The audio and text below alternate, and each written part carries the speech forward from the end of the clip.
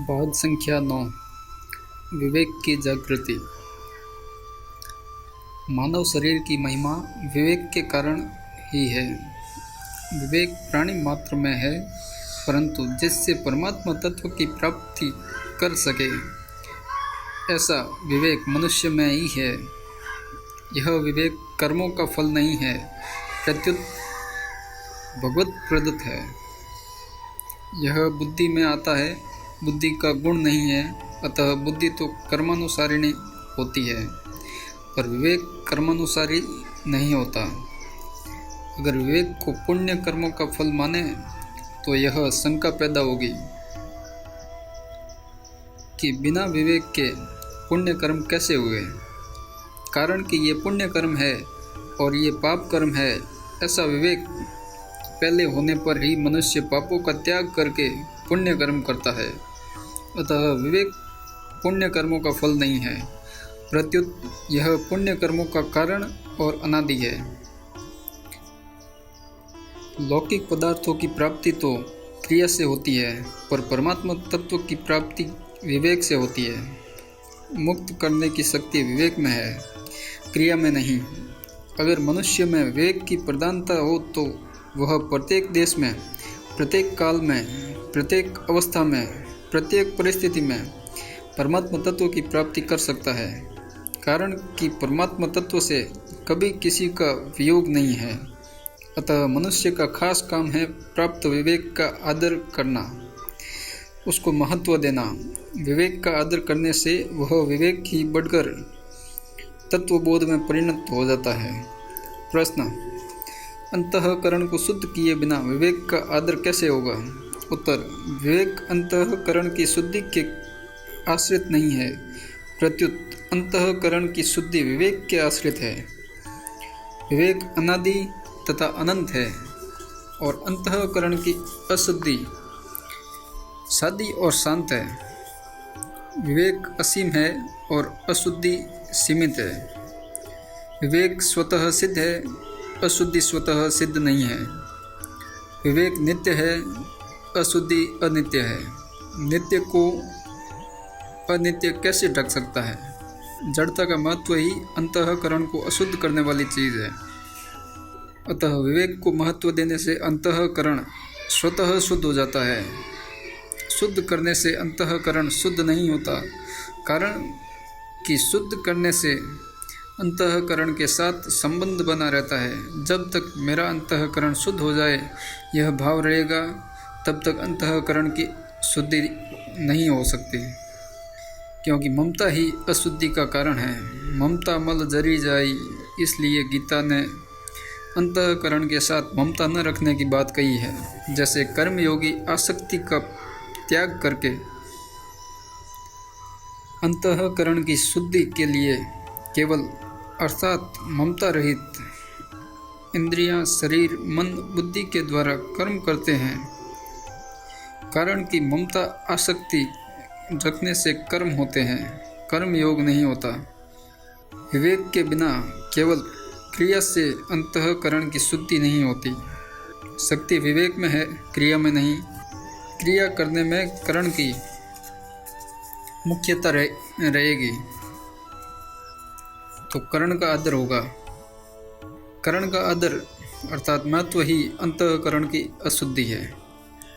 अंतःकरण की अशुद्धि वास्तव में कर्ता की अशुद्धि है, क्योंकि कर्ता का दोष ही करण में आता है। जैसे मनुष्य चोरी करने से चोर नहीं बनता, प्रत्युत चोर बनकर चोरी करता है। चोरी करने से उसका चोरपना दृढ़ होता है। अगर कर्ता की नीयत शुद्ध हो तो वह चोरी नहीं करता। अतः करण को शुद्ध करने की उतनी आवश्यकता नहीं है जितनी कर्ता को शुद्ध होने की आवश्यकता है। अगर करण को शुद्ध करेंगे तो परिणाम में क्रिया शुद्ध होगी। कर्ता कैसे शुद्ध होगा? जैसे कलम बढ़िया होगी तो लेखन कार्य बढ़िया होगा। लेखक कैसे बढ़िया हो जाएगा? कर्ता शुद्ध होता है अंतःकरण से संबंध विच्छेद होने पर, और अंतःकरण से संबंध विच्छेद होता है विवेक का आदर करने से। एक मार्मिक बात है कि अंतःकरण अशुद्ध होने पर भी विवेक जागृत हो सकता है। इसलिए गीता में आया है कि पापी से पापी और दुराचारी से दुराचारी मनुष्य भी ज्ञान और भक्ति प्राप्त कर सकता है। तात्पर्य है कि अपने कल्याण का दृढ़ उद्देश्य हो जाए तो पूर्वकृत पाप विवेक की जागृति में बाधक नहीं हो सकते। पाप तभी बाधक हो सकते हैं जब विवेक कर्मों का फल हो, परंतु विवेक कर्मों का फल है ही नहीं। कर्मों के साथ विवेक का संबंध है ही नहीं, अतः विवेक का पापों से विरोध नहीं है। इसलिए साधक को चाहिए कि वह अपने विवेक को जागृत करे। प्रश्न, विवेक कैसे जागृत होता है? उत्तर, विवेक दो चीज़ों से जागृत होता है, सत्संग से और दुख आफत से। सत्संग परमात्मा में लगता है और दुख संसार से हटाता है। परमात्मा में लगना भी योग है और संसार से हटना भी योग है। रामचरितमानस में आया है, बिनु सत्संग विवेक न होई। इसका तात्पर्य है कि सत्संग के बिना विवेक जागृत नहीं होता। सत्संग से बहुत विलक्षण लाभ होता है और स्वाभाविक शुद्धि होती है। संतों के संग से मेरे पराक्रमों का यथार्थ ज्ञान कराने वाली तथा हृदय और कानों को प्रिय लगने वाली कथाएं होती है। उनका सेवन करने से शीघ्र ही मोक्ष मार्ग में श्रद्धा, प्रेम और भक्ति का क्रमशः विकास होगा। केवल सत्संग से, संतों की आज्ञा का पालन करने से साधक को परमात्मा तत्व की प्राप्ति हो जाती है।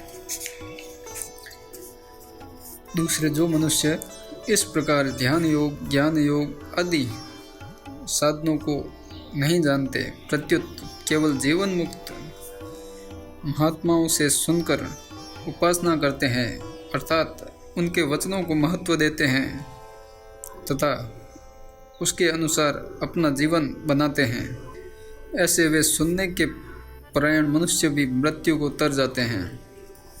अतः जहाँ तक बने साधक को सत्संग नहीं छोड़ना चाहिए और कुसंग से बचना चाहिए। सत्संग से जितना लाभ होता है उतना ही कुसंग से हानि होती है, परंतु दोनों में फर्क है। कुसंग से होने वाली हानि तो फल देकर नष्ट हो जाती है, पर सत्संग से होने वाला लाभ, विवेक, फल देकर नष्ट नहीं होता, क्योंकि यह सत्य है और सत्य कभी मिटता नहीं। ना भावो विद्यते सतः। संसार की एक चाल है कि वह विश्वासघात करता ही है। वास्तव में उससे विश्वासघात होता है, वह करता नहीं है। कारण कि जीव संसार को सुखदायी समझकर उसकी तरफ आकृष्ट होता है, पर वह दुखदायी सिद्ध होता है। इस प्रकार जब विश्वासघात होता है तब हृदय में एक रेख आती है कि संसार में मेरा कोई नहीं। यह रेख ही मनुष्य को साधन में लगा देती है, उसका विवेक जागृत करा देती है। दुख आने पर भी यदि सुख की इच्छा रहेगी तो विवेक जागृत नहीं होगा, क्योंकि सुख की इच्छा महान दोषी है। सुख के द्वारा दुख दूर करने की इच्छा होने पर दुख की वृद्धि ही होगी, कारण कि वास्तव में सुख की इच्छा ही संपूर्ण दुखों का कारण है। अतः दुख आने पर सुख की इच्छा का त्याग करना चाहिए और दुख के कारण की खोज करनी चाहिए। सुख की इच्छा का त्याग करने पर और दुख के कारण की खोज करने पर विवेक जागृत हो जाता है।